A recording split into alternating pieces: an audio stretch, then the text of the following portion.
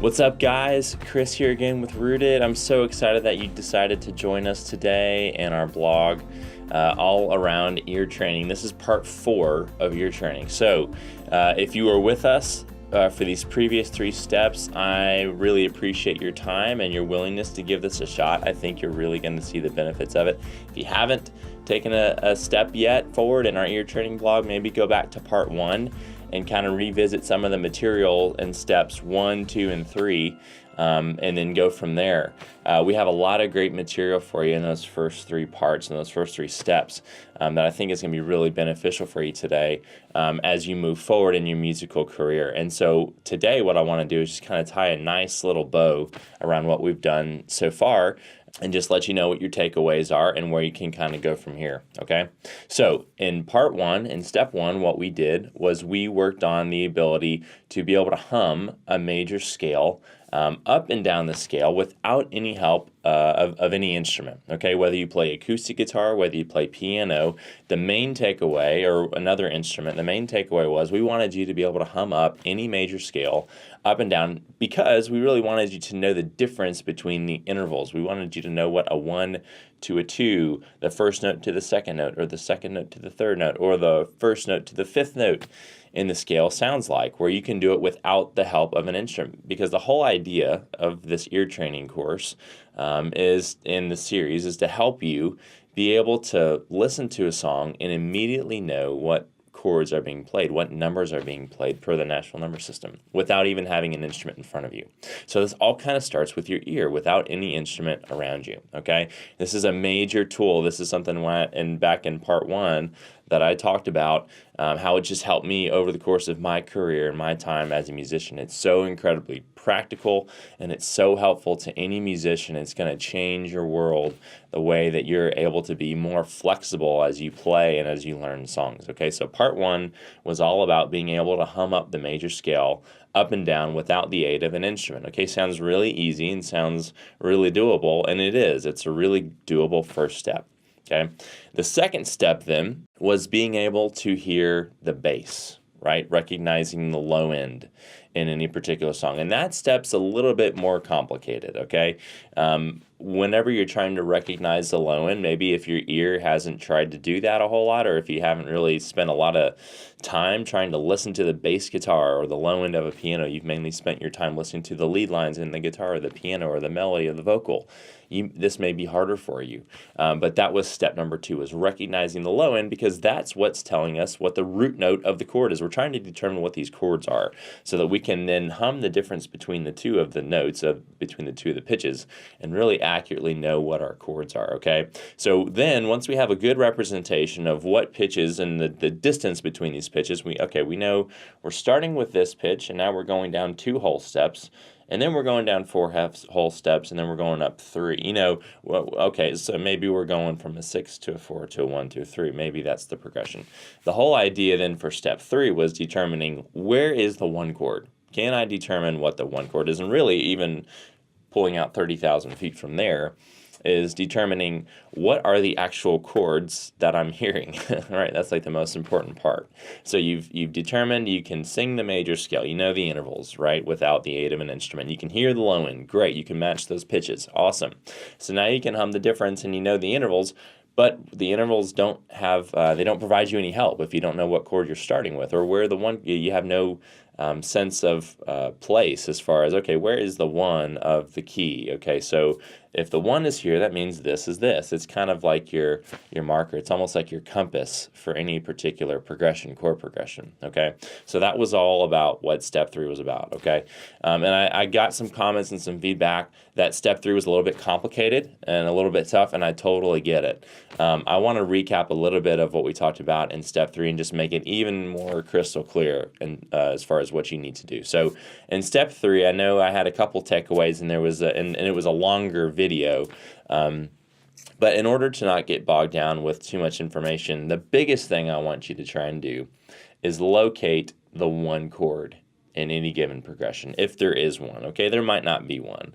But the biggest thing you want to try and do is locate a chord that you know, and the easiest one to find is the one chord, okay? And so we talked about the different properties of the chords. We talked about how major chords make you feel happy. And so if a chord makes you feel happy, or it sounds happier than another chord, it's probably going to be a major chord. And remember, in terms of the Nashville numbers, there are three happy chords, three major chords in every key: the one chord, the four chord, and the five chord. Opposite to that are your minor chords, your sad chords, right? Your minor chords are your 2, 3s, and 6s. So if you hear a chord that makes you feel sad, you kind of have three options there of what it could be: a 2, a 3, or a 6. Okay. The one chord, though, the reason why I always go back to this is because it's usually the easiest one to find. It just makes you feel the most resolute. You feel like you can end the song on that particular chord. So if you have a 6 chord to a 4 chord to a 5 to a 1 progression, 6 4 5 1, and you're ending on a 1, you feel like you could end there because that one chord just gives you so much resolution to the progression. If you went 1 5 6 4, you could even maybe feel like you could end on the 4. We talked about how the 1 and the 4 chords are somewhat similar in the fact that they make you feel like you could end on those chords and have the song be done and feel good. We talked about if you end on a 5, maybe you have a 1 6 4 5 progression. A 5 would not make you feel like that. So a 5 is going to make you feel like you need something else. You need another chord behind it to feel resolved, feel resolution with the progression, okay? And so those are the three major chords that would potentially give you resolution. The minor chords won't ever give you resolution. You'll never feel like you can end the song on that particular chord just because of the way that they're wired. The three major chords are the ones you really want to be paying attention to, okay? The one chord gives you the most resolution. That's the one you're trying to find. The next best one next to that is the 4 chord that provides the next most amount of resolution, and then the 5 gives you hardly any resolution at all. It kind of leaves you hanging like you're ready for something else. All right, so if you want more of an in-depth covering of that particular part, go back to step 3 and watch that whole video, because I'll play guitar with some of those chords and make you kind of help you understand how some of those chords make you feel. But that was really what step 3 was all about, was understanding where is the one chord. Can I identify at least one of these chords in the progression? Because then once you can identify one, then your compass is set. You know which way is north, which way is south. You kind of know, okay, based on what chord this one is, I know the other ones are X, Y, and Z. And it makes a whole lot of sense as you do that. So today what I want to help you just do is know your next steps, okay? So if you've gone through steps 1, 2, and 3, and you feel like you have a pretty good idea of what you need to do and of how to do those aspects, the next step is going to your song library. Maybe you listen to Spotify, maybe you have a bunch of CDs still. Who knows, maybe you listen to the radio a lot. I want you to start putting this into practice, okay? What you want to do is you want to start listening to some songs that you love, that you really want to play. Maybe you've heard some of them, and so you have an idea of the chords. Maybe you've never heard some of them before, and you really want to give them a try. And go ahead and just sit with a pen and paper and start trying to chart the song. Put the song name at the top, put the key. If you know the time signature, put that up top, but it's not a huge deal. The only other piece of information I put at the top is like the BPM, the beats per minute, so I know how fast I'd want to play it. And then from there, start trying to chart the different sections and the different chords in the song and just give it a try. The hardest thing to do in the beginning as you get doing this is to just try, because you fear failure, and it's something that everybody fears is failure at times. But you have to try just to know where you stand and know how close you were. And then once let's say you get an intro and a verse charted, and you go back, you search the chords for Reckless Love on the internet, and you're like, okay, I just tried to chart Reckless Love. Let's see how right I am. Go back and just double check yourself and see where you were wrong, and maybe see why you were wrong. Maybe look in depth at the chords that are actually played and the chords that you thought were being played, and see maybe where you're missing it. And then the next piece, besides just practicing charting, once you chart a song, once you've tried it, I want you to reach out to me and let me know how you did. Because what I could do then is, if I knew the song and I listened to it for a minute, I could kind of take your chart and take what actually is of the song and give you an idea and give you some feedback as far as, okay, it seems like you're noticing this chord being what this is, and when it's actually this chord, right? I could kind of help you think through some of the tendencies that seem to be playing out as you start charting. And so those are kind of your next steps today. Your next steps are to put this into practice. Even beyond that, if you wanted to go even a step further from that, more so just the practice, after you get your chart done, start trying to play it without practicing it beforehand. Just try and start immediately going to playing it on piano or on guitar or whatever instrument yours is. Go ahead and start just trying to play it through and just listen to the song and try and match what's happening in the song rhythmically and chord-wise and all those things, because this is the first step to really being able to truly listen to a song and then immediately put it into a playing environment. And it's a really tough thing to do, and it takes practice, but it's an amazing skill that can be acquired over time. So I want to reiterate a couple things. I want to reiterate your next steps and what I want you to do here. I want you to practice charting out some of your favorite songs. Maybe it's a song you've never heard before and it's a song you think you might like. Just look at the top 10 worship songs if that's what you're into, and Google top 10 worship songs of 2018. Just start going through and charting those, okay? Giving those a try.